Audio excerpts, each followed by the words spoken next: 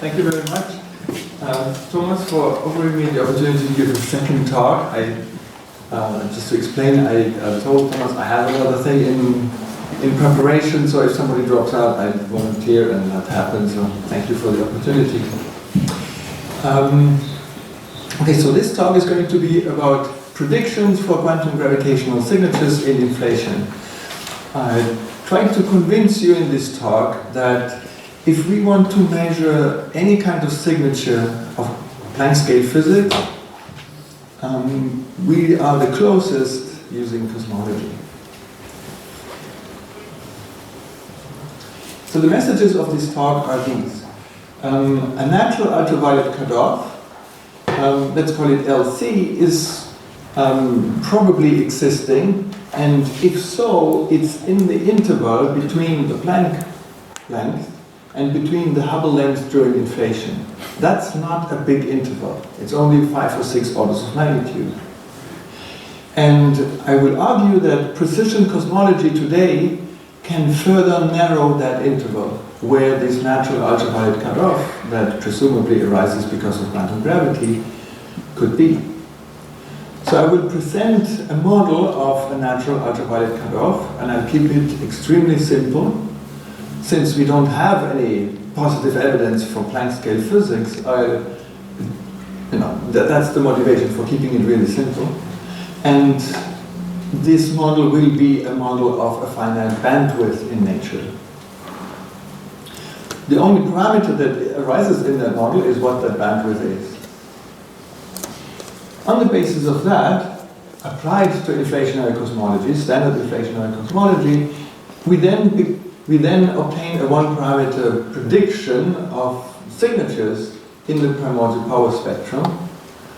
And since there's just one parameter in the prediction, there is a chance that we can do what is called template search. It's a procedure similar to what has been employed or is being employed in LIGO. And that might get us a few more orders of magnitude of sensitivity, so I think there's a fair chance we get pretty close to the Planck scale with experimental sensitivity.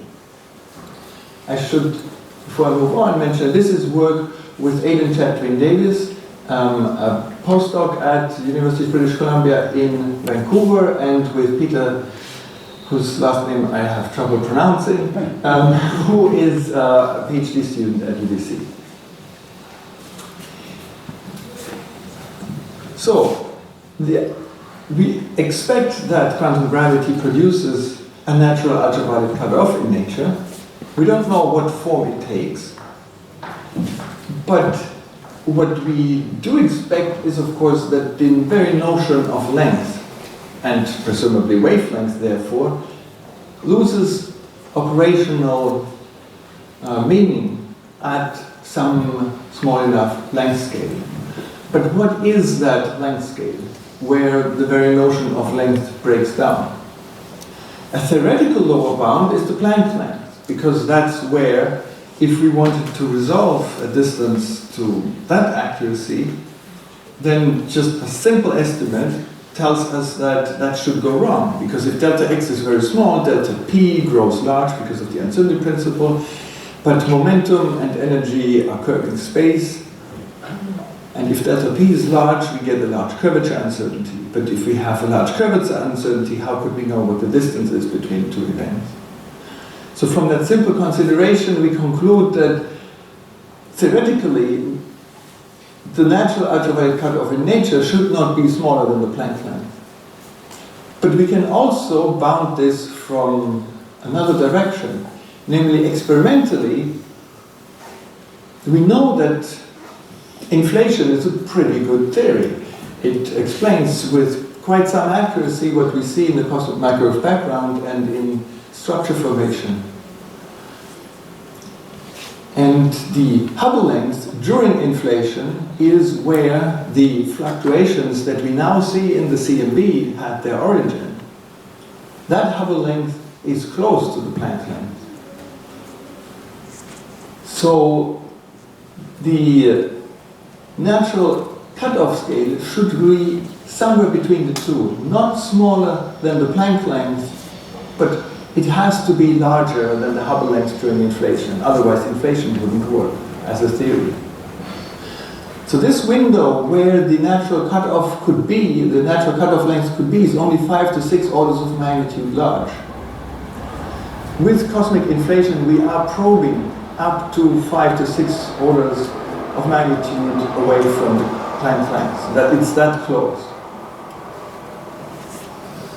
And I'm proposing that with current cosmological data and upcoming cosmological data, we can further narrow that interval where the natural ultraviolet cutoff can be. Assume, for example, that the natural ultraviolet cutoff was about the same as the Hubble length during inflation. Well, then the impact of that cutoff would be of order 1. So the inflationary predictions would be affected, like, of order 1, would be completely changed. And that means that inflation would not even approximately match experimental data. So clearly the cutoff length has to be significantly smaller than the Hubble length.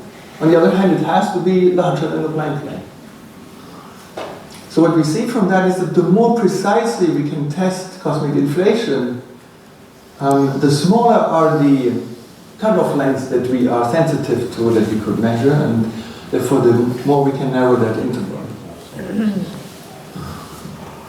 Here's the current situation. The cosmic microwave background radiation has an average temperature of 2.7 Kelvin, and the primordial quantum fluctuations that happened when they were only about 5 or 6 orders of magnitude in wavelengths larger than the Planck length, they translate today into temperature fluctuations in the cosmic microwave background, which are about 1 part or 4 parts in 100,000.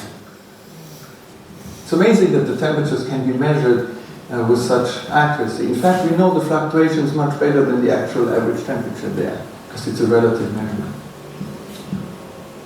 So then we can ask what more precision is needed so that we become sensitive to the actual cutoff length itself.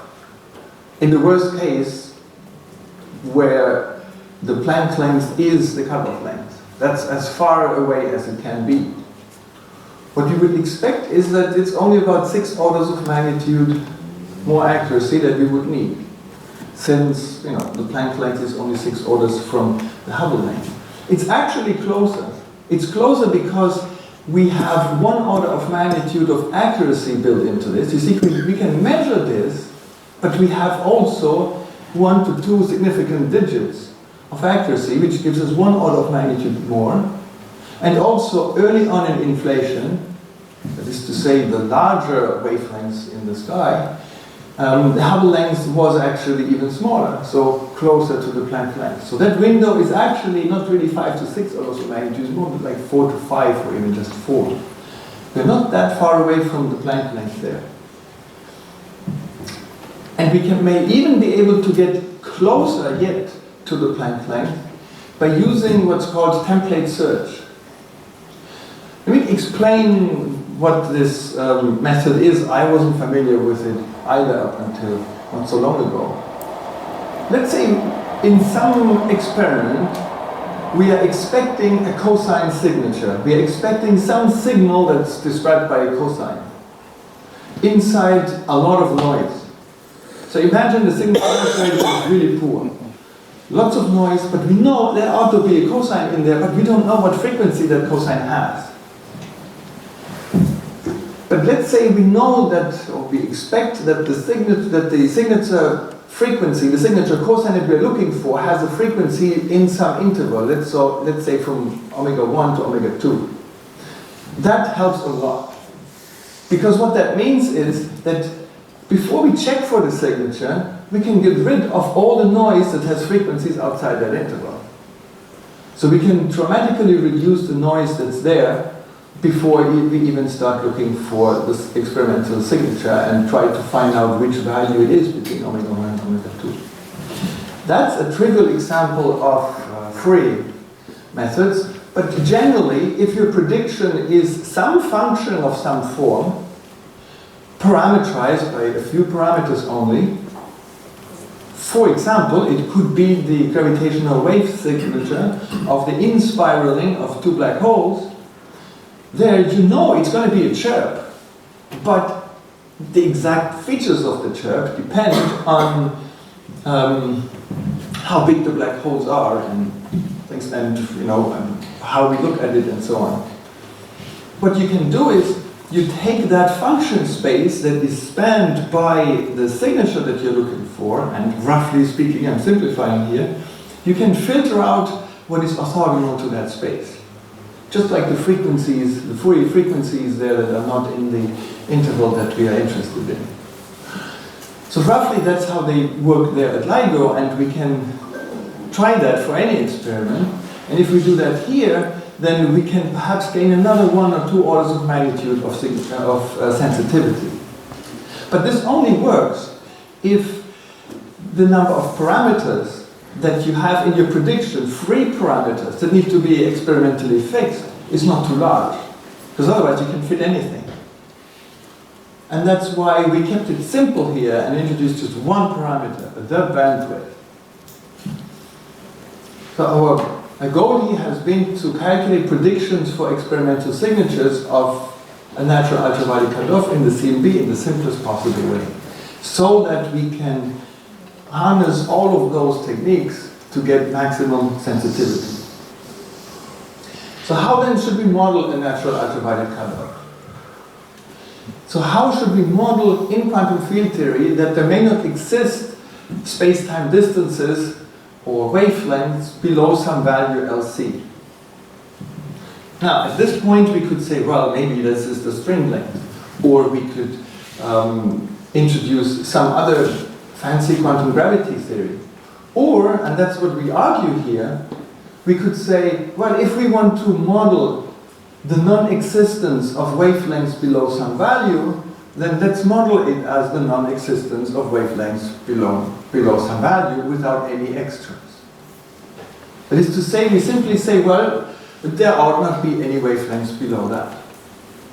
And this is, technically speaking, a band limitation. Now we want to model that covariantly, fully relativistically, general relativistically covariantly, and that's non-trivial. And there's a whole theory behind how you can do that covariantly. And I mean, what we want to do is introduce a hard cutoff. But we don't want to do that on Minkowski space, but FRW spacetimes of the kinds that we need in cosmology. So what we do is, we take the path integral, and instead of summing over all field configurations, we're summing only over those field configurations that consist of fields which are linear combinations of eigenvectors of the wave vector. Think of it as p naught squared minus p vector squared, but the covariant version of it, whose eigenvalues are within some bandwidth interval here. You can also think of it as restricting virtual masses, if you like, or how off-shell you allow quantum fluctuations to be. This has an information theoretic interpretation. It's not just a hard cutoff. I mean, it is just a hard cutoff, but it happens to be also what in information theory is the condition of band limitation. And band limitation means that implies that the Shannon sampling theory applies, which says that if you have functions with a finite bandwidth, then knowing these functions only at discrete points is sufficient to reconstruct the values of the function everywhere. We all know that from music, which we know as a continuous signal, but of course we can also store it in a file. And what is stored in the file is the amplitude at discrete points in time. And if the bandwidth of the music is 20 kilohertz, which is usually enforced because we can't hear anything beyond 20 kilohertz, then all you need to do is sample the music 40,000 times per second, and then from these 40,000 samples per second, which are the numbers that you have in a music file, in an uncompressed music file, you can then reconstruct the continuous music. The point being that this is not an approximation, it's completely equivalent. So what this says is that Shannon sampling theory establishes the complete equivalence between continuous and discrete representations of information. And that's what we get here, not for music, but for fields. So in Minkowski space, this plays out this way. Spatial modes of a wavelength below the cutoff length then possess exceedingly low bandwidth in time, that is to say they're effectively frozen.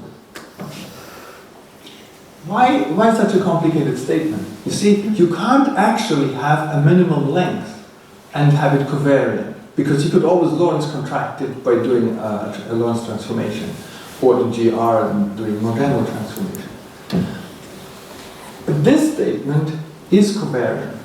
The statement, let me repeat it again, the statement is that wavelengths, spatial wavelengths of all size do exist in this ultraviolet cutoff theory, they do exist, but wavelengths below the Planck length, sorry, not the Planck, but below the cutoff length, have a bandwidth in time which is exceedingly small, which means that they are effectively frozen. Because if a field has an extremely small bandwidth in time, it means it suffices to know its amplitude once every billion years, and you can already interpolate exactly what it does at all times.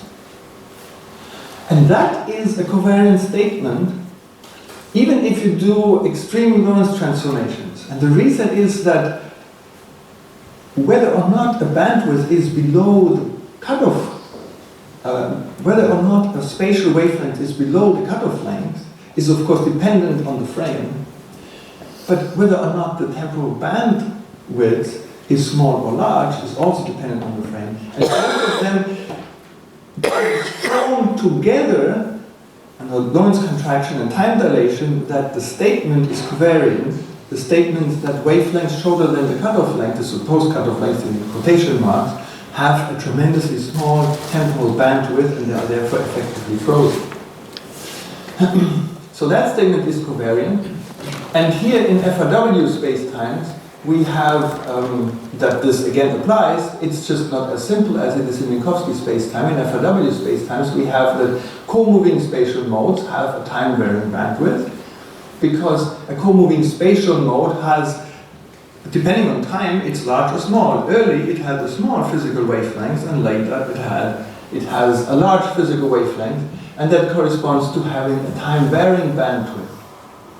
And when modes are sufficiently small in physical wavelengths or sufficiently early on, then they freeze, because the temporal bandwidth goes to zero. All of this is covariant and diffeomorphism invariant. So what we set out to do then is to calculate the primordial power spectrum. Normally the primordial power spectrum is calculated from the two-point function, here the final propagator, by taking it at equal time and Fourier transforming it. And that's basically directly the fluctuation spectrum. That translates into the primordial power spectrum. And then, these are the original fluctuations, and they then transform through a lot of thermodynamics and acoustic waves into the temperature fluctuations in the cosmic microwave background. There is some non-trivial physics in between, but it's not fundamental physics. So the primary thing to calculate is that. It's the propagator at equal time and the Fourier transform of that, because that's pretty much already the primordial power spectrum for scalar fluctuations, for so-called scalar fluctuations, which are the ones that are responsible for temperature fluctuations in the CMB.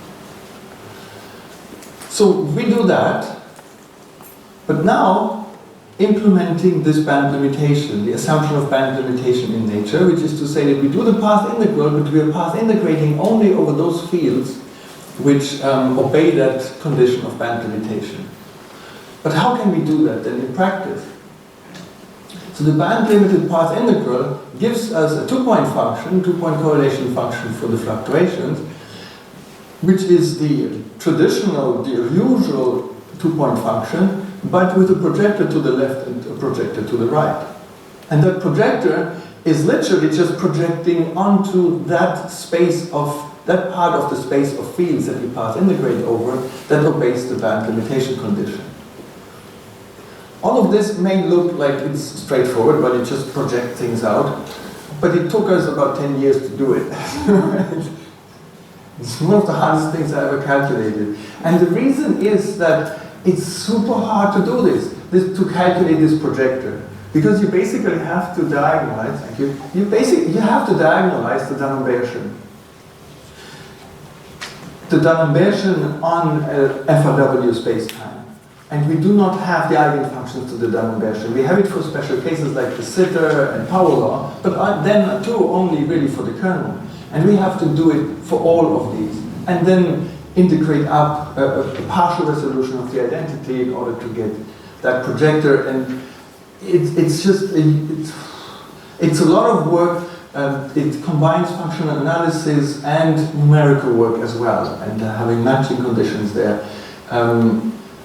And the first page actually of this talk had the references. We put this work on the archive about 4 weeks ago, and 2 papers. One is 6 pages, it's a summary, and the other one has all the details, and that's 50 pages. It's just very tedious calculation. So then what we obtain is the relative size of the quantum fluctuations predicted now with the band limitation. So that's what we get here. What are we comparing to? So the standard model of cosmology has as the observationally determined power spectrum a function like this. It has a prefactor for the scalar amplitude, then it has a power law with the NS standing for the scaling law of the scalar perturbations. NS is very close to 1, but it's not exactly 1, and that is expressing what is called the slow roll. We know all of these parameters, the pivot scale, the spectral amplitude, the spectral tilt, and all of that. Yes, and from that we know what the Hubble scale during inflation was as a function of either wavelength or time. And our prediction then, after like 50 pages of calculation, is this. It's that the corrections that we predict for the scalar power spectrum is given by a numerical constant times, and then this sigma here that occurs all over the place here, this sigma is simply the ratio between the Planck length and the Hubble length during inflation. I shouldn't say the Planck length, the cutoff length, because the cutoff length may be exactly the Planck length, but it may also be a little earlier. It could be anywhere between the Hubble length and the Planck length. So that's that ratio. And the key thing to see here is that it goes with the power of 3/2, which means that if the distance between the Hubble length and the Planck length is large, then we are in trouble. This is a very small effect. If it's small, then that's great because we get a really big effect. And we have some oscillations in here. So let's analyze what that looks like in practice. In practice, what this means is that the signature that we are predicting here is a chirp. It's chirp oscillations, right? It's not monochromatic oscillations, it's a chirp. It's something that starts loud and fast and then ends more quietly and with slower oscillations. And these oscillations are predicted to be superimposed on the primordial power spectrum. The amplitude, as I pointed out, goes like sigma to the power 3/2. This is interesting because other work that wasn't covariant or made completely different assumptions was either predicting that the effect would go like sigma or like sigma squared, but we go with sigma to the power 3/2. All of these predictions depend only on one number, and that is where the cutoff length is, what the smallest length is. And we also give this the name omega, so that would be an energy, and this, thank you, and that is the length. So since it has only one parameter, and that's why we do it this way, we can do a template search. I should say we actually did the calculation more generally by allowing that the cutoff is not sharp, but that it has sort of that's a smooth cutoff. But of course, you can parameterize how the cutoff is smooth, and that introduces more parameters. But if you just say it's a sharp cutoff, then it's one parameter only. Here's the prediction, and what you see is that if, in the worst case, the cutoff length is the Planck length, then the effect here on the power spectrum is tiny. You have to zoom in extremely to see that there are tiny, very fast oscillations. It would be very hard to measure that. On the other hand, if the cutoff was very close to the Hubble length during inflation, then the effect would be dramatically large. You see, these two curves are the standard prediction and what we would predict. This would be measurable, so that's already ruled out. So what that means is that we are narrowing here where the cutoff length can be to an interval that's at least an order of magnitude smaller than what I said initially with the 5 or 6 orders of magnitude. So the conclusions are, where quantum field theory still holds, so we're coming from low energies, trusting in quantum field theory, but knowing that we're trusting quantum field theory up to the inflationary scale, because inflation does really good predictions for the cosmic microwave background, and then we know that there are another 5 orders of magnitude to go until the Planck scale, and we expect that something goes wrong with quantum field theory on the way there. And what we are modeling here is that what goes wrong is that we start seeing that actually the particle doesn't have fields in it that would have a wavelength shorter than the cutoff length, because we think that the notion of length loses operational meaning at some point. So the outlook is that we translate the predictions for the primordial power spectrum that we made here, the concrete predictions. We have exactly what we are looking for. The only free parameter is the cutoff length. We translate these predictions into predictions for the cosmic microwave background. And that's hard, but straightforward. There's even code for that already, where you just plug in your prediction for a primordial power spectrum and out pops the prediction for the CMB or vice versa. That needs to be done. And then that means that we obtain now from our templates for the primordial power spectrum templates for the CMB, and therefore directly for signatures in the CMB. And what we hope to get out of this is that we at least narrow the interval where the natural ultraviolet cutoff scale can be. But if we're lucky, the natural cutoff scale is not exactly the Planck scale, but a little higher than that. The string scale, for example, would be higher than that. So if you're lucky, it's a little higher than that, and we might even see the first indications of it. I think it's super tight, but we're really just about 2, maybe 3 orders of magnitude away from seeing a positive signal. And I would encourage everybody who has their own theory of quantum gravity to do the same and calculate what signature you are predicting. Because we are really not that far away from the Planck scale here. And what I would predict is that what you're predicting might not be so different from this. Because if your theory of quantum gravity predicts that the notion of length starts no longer making sense from a certain length scale onwards, well, then it's probably this, right?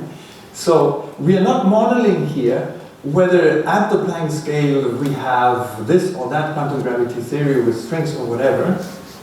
We're just saying, coming from lower energy quantum field theory, the first indication of something happening towards quantum gravity is probably that we don't have fields with wavelengths shorter than the cutoff length, and then that is what would be predicted from that.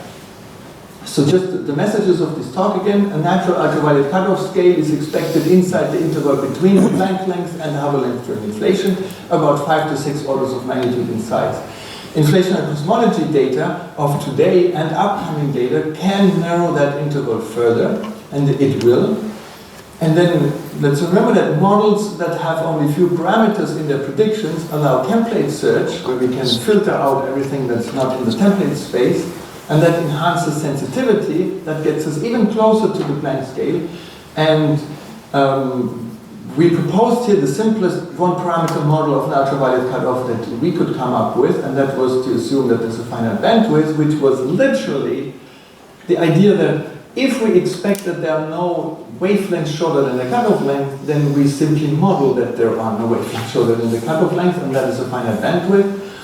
We made a prediction for the primordial power spectrum, and the next step will be to translate the prediction for the primordial power spectrum into the prediction of the temperature fluctuation spectrum in the CMB, and we hope that phenomenologists will pick this up with us. Thank you very much.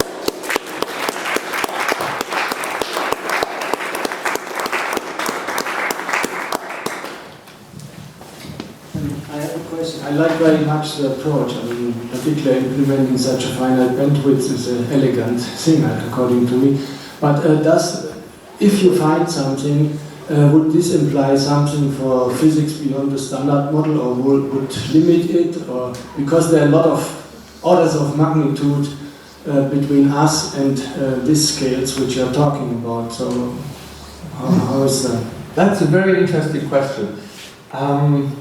I think the closest this relates to the standard model physics is with the Higgs. And the reason is that the only scalar that we know for sure of is the Higgs field. And the inflaton field, we don't quite know how it fits into the standard model, but intriguingly, over recent years, it has turned out that it seems to be compatible with the inflaton being the Higgs. Right? And so it could be that if we learn more about inflation and how it relates to the Planck scale. I mean, just generally, when we learn more about inflation, we learn more about whether the inflaton might actually be the Higgs field. But other than that, you see, the thing is that only scalars are actually cosmologically significant for the very early universe, and the rest of the standard model doesn't have them. So somehow, for some strange reason, it seems that cosmology is largely decoupled from the lower energy physics of the standard model. I agree, of course, that there could be more families, right? There could be whatever, there's so many orders of magnitude. But cosmology somehow just cares about scalars. So I think at most we would learn about the scalar sector, and that is the Higgs as far as we know. Please, one more short question. And a short I will allow myself to make a comment rather than a question. okay. Just in the approach which I presented yesterday in the talk, pre-canonical quantization, the scale at which the spin connection form, as I call it, starts to show up is about 5 orders of magnitude above the Planck scale. So which is in surprising consistency with what you claim, and I identified it with the great unification scale, but you told me today that it is actually the Hubble radius at inflation. Thank you. I mean, if your model is 5 orders of magnitude from the Planck scale, larger than the Planck scale, right? Then it already runs into issues with inflation. I'm happy that if the theory can be falsified, yeah. That's great. And it is the estimation which is with few orders of magnitude of error in the argument. So I'm aware of that. Okay, cool. Thank you. Okay, I would say to thank again Achim Kempf for his